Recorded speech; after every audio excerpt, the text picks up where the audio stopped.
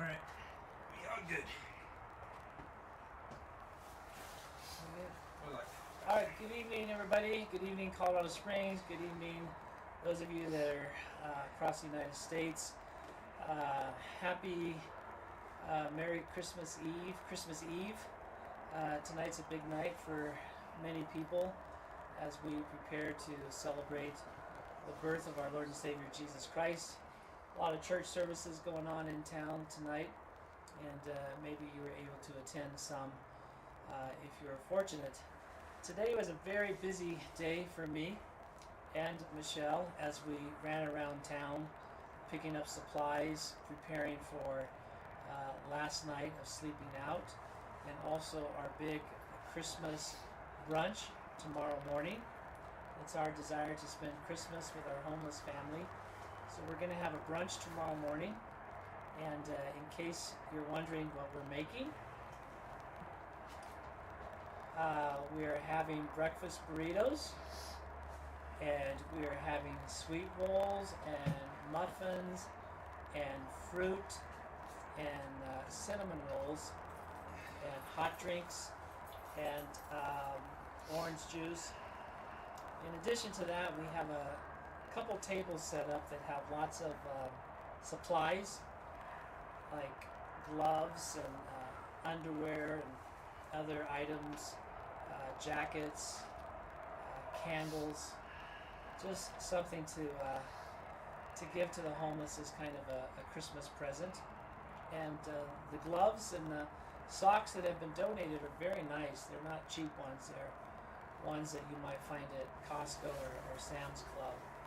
So we are very appreciative of all the support we've had from the community, from the churches, from anonymous people that we don't know have been stopping by over the last 4 days. We've been out here 24 hours a day for the last 4 days. Tonight is our last night. We'll welcome Christmas at midnight, and then in the morning we will be hard at work preparing a delicious brunch. So it's good to be back with you. Last night was a little bit eventful for me. I almost burned my tent down. No joke, I almost burned my tent down because I am very inexperienced, and I tried to use a heater, an indoor tent heater that was too powerful for the size of tent I was in. I'm in a two-person tent, and in a two-person tent you are not supposed to use the heater buddy. And I didn't have it on for long because it really heats up.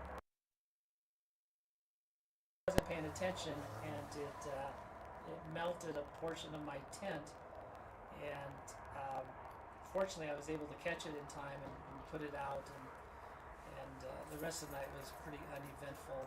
I actually had a good night. I stayed warm, so no complaints there. I don't know if you can see my tent in the background. Michelle's tent is the first one here. That's what a normal tent looks like.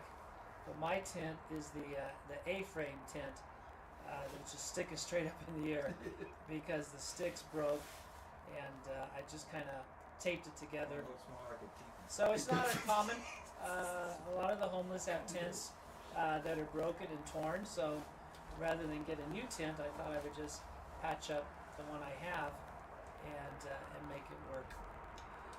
I ran into some homeless people at Walmart early this morning and told them what happened, and they laughed at me. They couldn't believe it, that I was so naive. And they gave me about 4 or 5 different ways to heat your tent.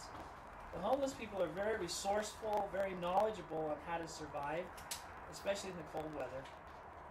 So for tonight, I have 2 medium-sized candles that are encased in a glass container, so that should be pretty safe and more than sufficient.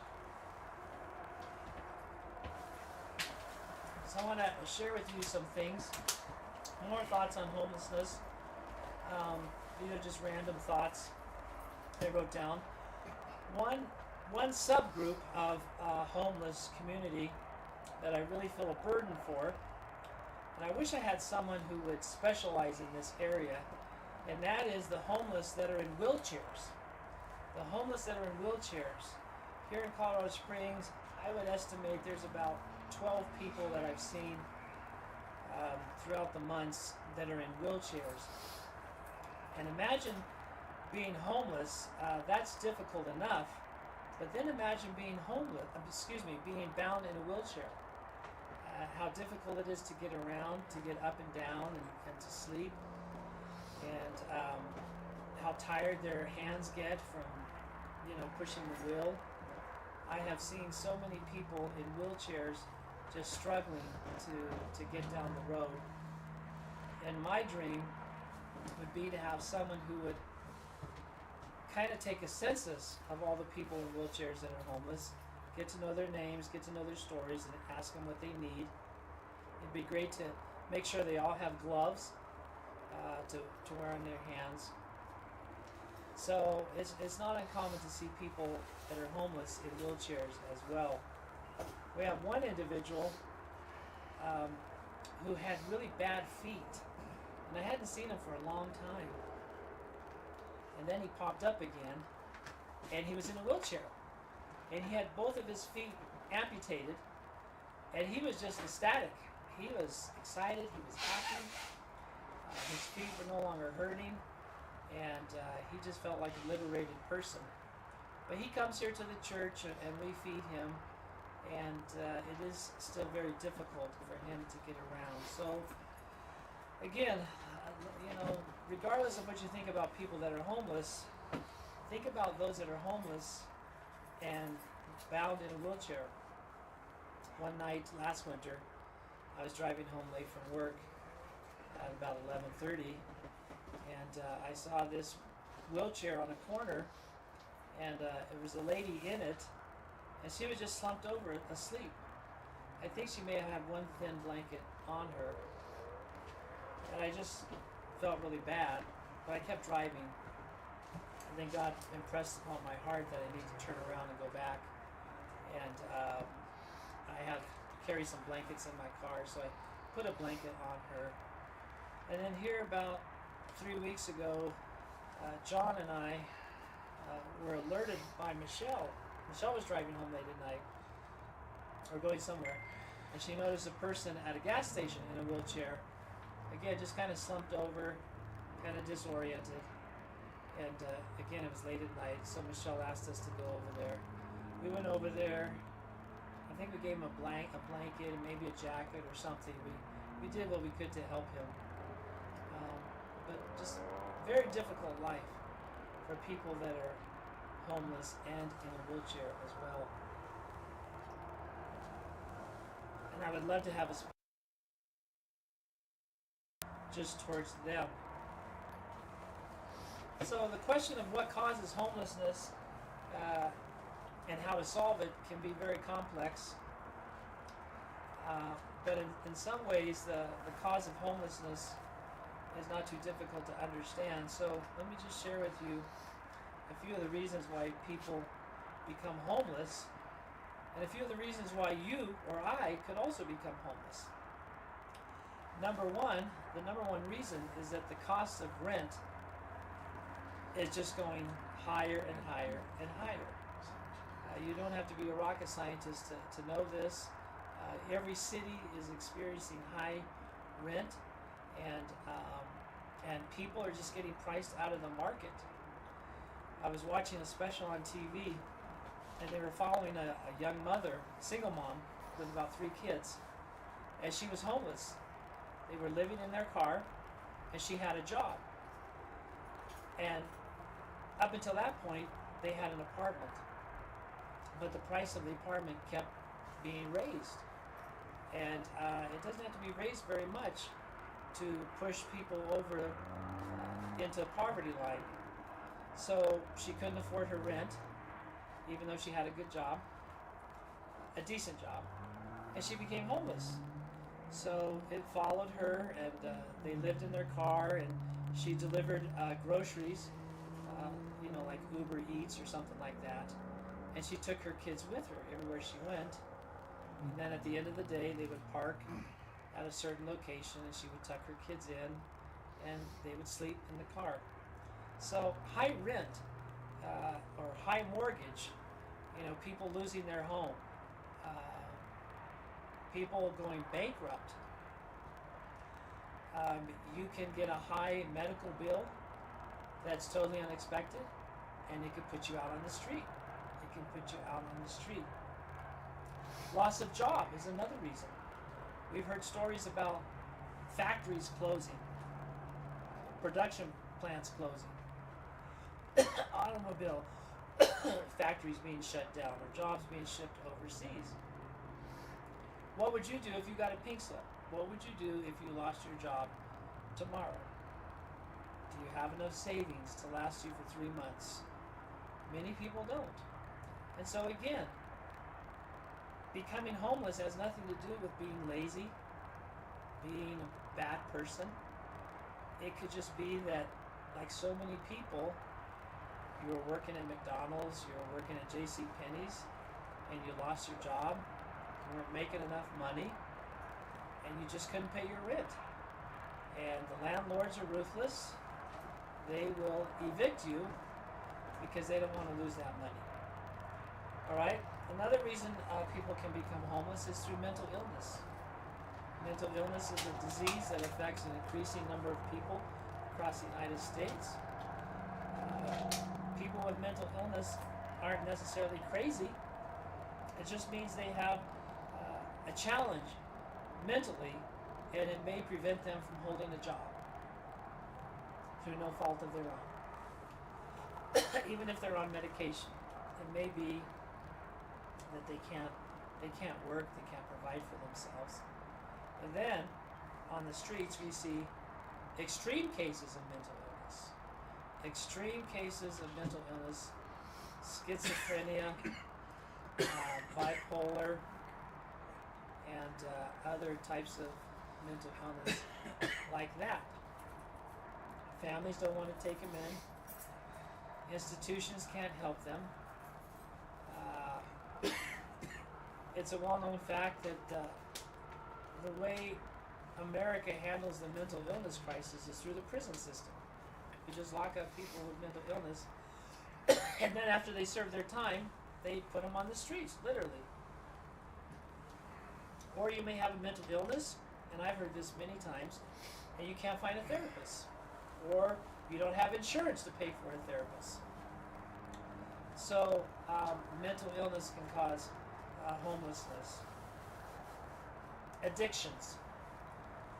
It doesn't matter whether someone is at fault or not. Addictions are real. People can become addicted to pain medication. They can become addicted to alcohol, to other forms of drugs, which make it difficult for them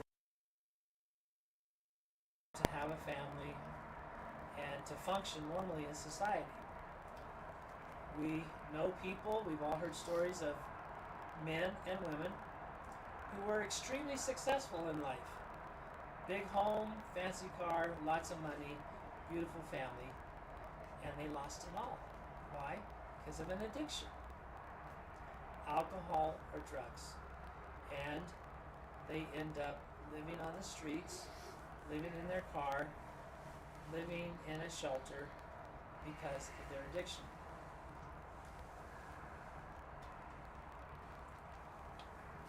Lack of affordable low-income housing.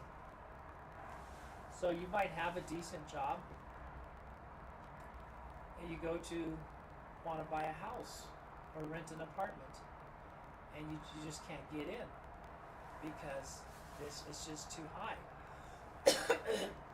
Excuse me. So many cities are trying to designate housing projects as low-income housing. When I was a kid, thankfully my mother was able to get into low-income housing duplexes in California, and that's how we were able to survive. Otherwise, we would have been homeless. So, homeless people are not bad people. They're just people that have had bad luck. And that could happen to any of us. It really could. So before we point the finger at someone else, look at your own life. Look at my life. Again, I could hurt my back, go in for surgery. They could give me some medication. and all of a sudden I become homeless, right? Because of the opioid crisis. At first, the medication is good, it's helpful, I'm feeling great, and I keep taking it, and when it's time to get off, I realize I can't get off of it, and I'm hopelessly addicted, and I lose everything. So again, it can happen to anyone. So let's not judge people. Some other things we've seen out here over the years and is children. Children homeless with their parent or a parent, and it's very disheartening, very sad to see that happen. When we walk the trails, we come across a mother or a father or both who have children. Stephen and I were out here last winter. Was it last winter? Yes. And again, it was cold, dark. We were on our way home after walking the trails, and we noticed a family in the gazebo right here in the park, fully exposed. They were up against the wall, barely covered with blankets, and they were just freezing. They were shivering, and they were planning on staying the whole night outside, which was terrible. And so Stephen and I went and got them some food, and we drove around trying to get them a hotel. But again, we couldn't get them a hotel because the hotels are very strict now. They don't want homeless people in their hotels. So we couldn't get a hotel. And fortunately, we found out there was a church that was taking homeless people in just for the night, because it was a cold night. So we drove the family to the church, and thank God the church was able to put them up for the night. And we never found out how the story ended, what happened to them, but for that one night, we made a difference. For that one night, we made a difference. And so yeah, we see a lot of children, a lot of elderly people as well. Think about the elderly people in your family, grandparents. Can you imagine them being homeless? Well, they're out here. It's not just young thugs that are criminals that are homeless. That's a small percentage. A lot of the homeless people are older adults, mature adults, even senior citizens. And they're out here wandering the streets. No family, no children, no provisions, whatever the case might be. Another thing that we've had occasion to come across, excuse me, I have to keep drinking water because it's talking in this throat. Sex trafficking. A lot of sex trafficking out in the streets. Last year, a homeless person brought a 10-year-old boy to us. They were somehow related, and the homeless person wanted to get this boy out of sex trafficking. And so we had a family in the church that took this young boy in for safety and worked with the authorities and was able to get him to a safe place a month later or so. So we have had occasion to help people break free from sex trafficking. We've had a young lady here recently, in the last month, that was involved in sex trafficking, and she came to church and shared her story and shared her testimony as well. So we see a lot of the dark side of what goes on in the streets. The story that happened last Christmas, a year from tomorrow night, was Michelle and I went out Christmas night. Nobody else wanted to go out. It's understandable. So after we spent Christmas with our families, Michelle and I felt a burden to go out because we wanted to spend Christmas with our other family. And we were walking by Hotel Elegante in that area along the river trail. again, it was dark. I don't know if it was late, but it was dark. And we heard this screaming, we heard this commotion, and we ran over to the camp. And across the river, there was an individual. We didn't know how old, we didn't know what the situation was, and this individual was like trapped on the riverbank, and he was like threatening to go into the water, and people were screaming at him, and Michelle kept saying, stay there, I'm gonna go in the water and get you. And I was yelling at Michelle not to go in there, not to do that, and but she was determined to do it. But then another homeless person, ran around the river. There's a footbridge, and he was able to cross the footbridge and go to the other side of the riverbank, and come down and grab a hold of the young person. Turned out to be I think a teenager or so. And the police were involved. The police came, the fire truck came, and none of them wanted to go down to the riverbank. So they had to help the kid get up to the riverbank. Anyway, so we got the kid to safety. The police were there, and then all of a sudden, like 3 or 4 cars pulled up where Michelle and I were, and where the kid was, and it was the family members. They had been searching for him for quite a few hours. Apparently, he had autism, and they couldn't believe we found him. They thanked us profusely, and in a lot of ways, I think we saved his life. We helped save his life because we were out there and we answered the call of distress. Another story that happened 2 winters ago is, again, Michelle and I think some others were walking the trail late at night. It's always dark in the winter. And we saw a guy, and I think he was calling out too. He was in the middle of the river. It's a creek, actually. He was in the middle of the creek. And he was threatening to cut himself. He was threatening to commit suicide. And once again, Michelle jumped into action, started yelling at him, put it down. He had a knife. Come over here. And to our surprise, he paid attention to her. And he came out. She pulled him out, calmed him down, talked to him. We called the police. The police came. We were able to get the phone number of his mother.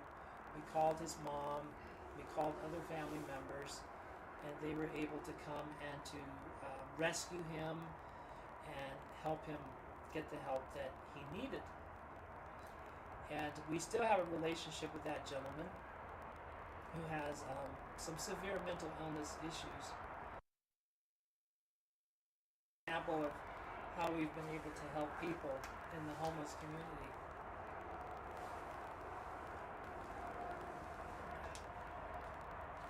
We also help rescue dogs and cats. Dogs and cats are family to the homeless community. They mean everything to them. So we give out dog food. We give out collars and other accessories for pets.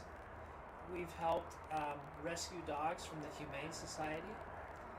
When a homeless person is arrested or the dog gets away and is put in the dog pound, we've been able to go there and help get the dog released. There was also one camp that was overrun by cats, new kittens, and we were able to go there and collect about 7 of them and take them to the rescue shelter. In fact, up until a year ago, I never liked cats until one night Michelle found a kitten that was homeless. It was a stray in the middle of the woods along the trail where we were walking. The little black cat was crying out, clung to a tree. Michelle was able to get the kitten, who had gotten separated from its mom, and she got the kitten and took it and asked me if I could take it home just for the night, and then she would get it in the morning and take it to the shelter. Well, a year later, that kitten is now a full-grown black cat living in my house, because I fell in love with her, and her name is Angel, and she's a rescue, and she has a beautiful life, and I just can't imagine what her life would have been like if we hadn't rescued her. She probably would never have survived. So we do a lot of things to help the homeless community, to help people with mental illness. We've taken people to the ER when they were sick. We've gone to the mental health hospital to visit people when they've been committed. We've gone to the jails and to the prisons to visit our homeless family members as well. So this ministry is really reaching far and wide as we are obedient to the commands of Jesus. I want to share with you a Bible teaching that explains again why we do what we do. And it's found in the book of Isaiah. The Old Testament prophets were fiery preachers. They were fiery preachers. And they would speak against all the evil in society. Excuse me. The cold air is just making it hard to breathe and hard to speak. So these Old Testament prophets were sent by God to speak to the powers that be, to speak truth to power. They spoke to the kings, they spoke to the religious leaders, they spoke to the people about what they were doing wrong, in essence. So as you can imagine, they were not very popular. So in Isaiah chapter 58, the people are complaining to God because they feel like God's not paying attention. And they say, in Isaiah chapter 58, the people say to God, we've been going to church, we've been doing all the rituals, we've been fasting, we've been praying, we've been doing everything we're supposed to do, but you don't seem to notice us. You don't seem to pay attention. And then God responds to them through the prophet Isaiah, and he says, look, you guys are fasting, which means to abstain from food in order to draw closer to God, to be filled up with God. God says you're doing all this religious ceremony, and yet you continue to do evil. In Isaiah chapter 58, here's what it says. I will start with verse 3. So the people say, why have we fasted, and you have not seen it? So the people are questioning God. We're giving our offering, we're singing in the choir, and you don't seem to pay attention. We've even humbled ourselves, and you haven't even noticed. Okay, when we do our religion to impress God, we're already on the wrong track. And then God's response is, yes, but on the day of your fasting, you do as you please. You have this religious ceremony, but yet it doesn't change your heart. You just do as you please. You exploit all your workers. Exploitation. That's in verse 3. You exploit all your workers. Does that sound familiar? Verse 4, your fasting ends in quarreling and strife. So instead of the fasting or the religious ceremony making them better people, it makes them worse. They're fighting and they're arguing. You strike each other with wicked fists. Imagine that. People of God punching each other in the face. and God says you cannot fast as you do today and expect your voice to be heard on high. Okay? Very important point. So God says you can't play church or pretend to be religious and then do as you please and expect to be heard, expect to be noticed. Okay? You can't be a phony. Alright? Going to church does not make you a Christian. Singing in the choir does not make you a follower of God. Alright? They say we're fasting, but you don't pay attention. And then God says, Is that the kind of fast I have chosen? Only a day for people to humble themselves and to bow one's head like a reed, for lying in sackcloth and ashes? Is that what you call a fast? In other words, all this religious ceremony, do you think that impresses me? God says, here's what I expect when a person fasts. And fast, again, means to abstain from food in order to have a greater awareness of God's presence. God said, this is the type of fast that I have chosen. Verse 6. Now remember, our understanding of fasting is simply to give up food. Right? I'm going to fast today. I'm not going to eat. No, God says that's not fasting. The kind of fasting that I have chosen is to loose the chains of injustice. What on earth does that have to do with fasting? Everything. God cares about those who are in bondage because of injustice, such as the homeless community. It's to untie the cords of the yoke. The yoke was an instrument of binding animals together, ox together. It's to set the oppressed free and to break every yoke. You see what God is getting at? God says, I'm more concerned with how you treat people than whether or not you abstain from food. Is it not to share your food with the hungry? Okay, so remember, God is describing his understanding of a true fast.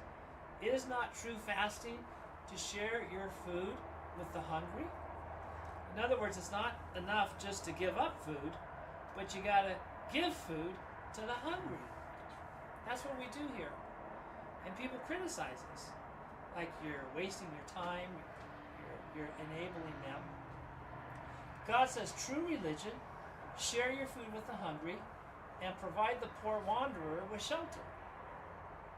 That sounds like a mandate for the homeless ministry. I mean, it's clear as day. And yet so many churches neglect this part of the gospel, of the good news. So we buy tents. That's a type of shelter. And when you see the naked, to clothe them. My goodness, this is just smacking us in the face. How many churches are doing this? Clothing the naked, sheltering the wanderer, giving food to the hungry. When you see the naked, to clothe them, excuse me, and not to turn away from your own flesh and blood.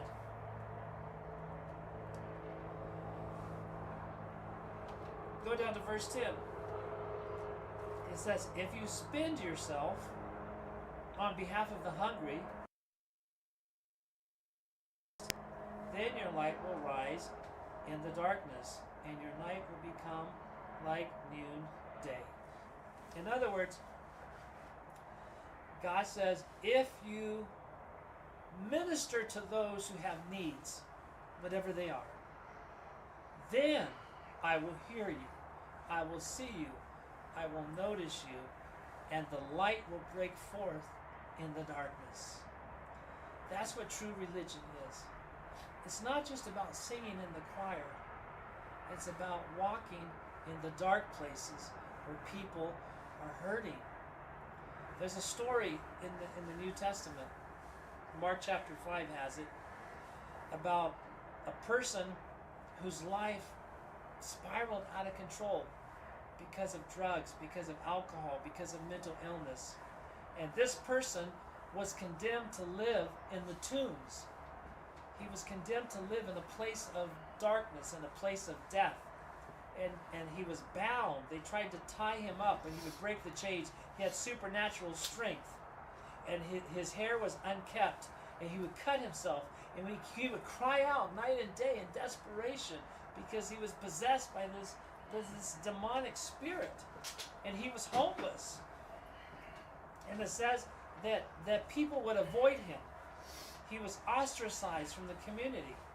But when Jesus and the disciples came across this individual, the disciples shrunk back, whereas Jesus went towards him. Jesus went towards him, Jesus, who's the light of the world, went towards the darkness, and he cast out the darkness. He healed the man. He restored him to sanity. He gave him his life back, and he became a new person. You see, that's what we are to do as Christians. We're to go into places of darkness, places of despair, places of hopelessness, and to bring the light of the gospel.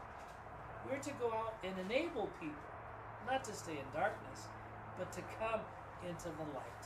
And so that's what our ministry is about here at the People's Church. And that's why we're passionate about it. But we can't do it without your support. Okay? So if you are here locally, we're going to be on TV in a few moments on KKTV News. And the reporters just pulled up. Yep, So they we're sure gonna, did. We're going to close down the live stream for now. But if you're here in Colorado Springs, you can go to Channel 11 KKTV. And I believe it's going to be shown live. So God bless you, and we'll come back on in a few moments.